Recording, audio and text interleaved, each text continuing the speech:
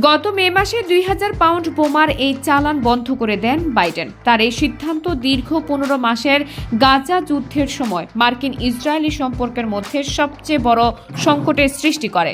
বর্তমান মার্কিন সরকার ইহুদিবাদী ইসরায়েল ও মিশর ছাড়া বিদেশে তাদের সব ধরনের সহায়তা কার্যক্রম স্থগিত করেছে। গত ২০ জানুয়ারি প্রেসিডেন্ট হিসেবে দায়িত্ব নিয়েই ৯০ দিনের জন্য বৈদেশিক সহায়তা স্থগিত করে একটি নির্বাহী আদেশ জারি করেন ট্রাম্প।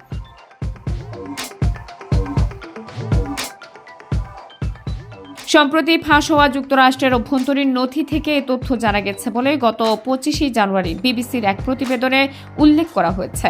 সেই সঙ্গে বলা হয়েছে, নথিটি যুক্তরাষ্ট্রের কর্মকর্তা ও বিদেশি দূতাবাসগুলোতে পাঠানো হয়েছে।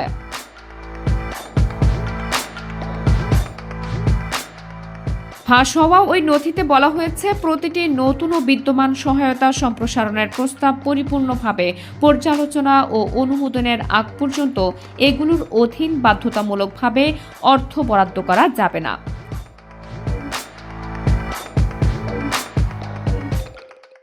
মার্কিন পররাষ্ট্র মন্ত্রণালয়ের নথিতে উল্লেখিত নির্দেশনার আওতায় বাইরে থাকবে ইসরায়েল ও মিশরে দেওয়া সামরিক সহায়তা। গাজায় যুদ্ধ শুরুর পর থেকেই মূলত ইসরায়েলে অস্ত্র সহায়তা বাড়িয়েছে যুক্তরাষ্ট্র। ইসরায়েলি সরকার প্রতি বছর যুক্তরাষ্ট্র থেকে প্রায় $3.3 বিলিয়ন সামরিক তহবিল পেয়ে আসছে।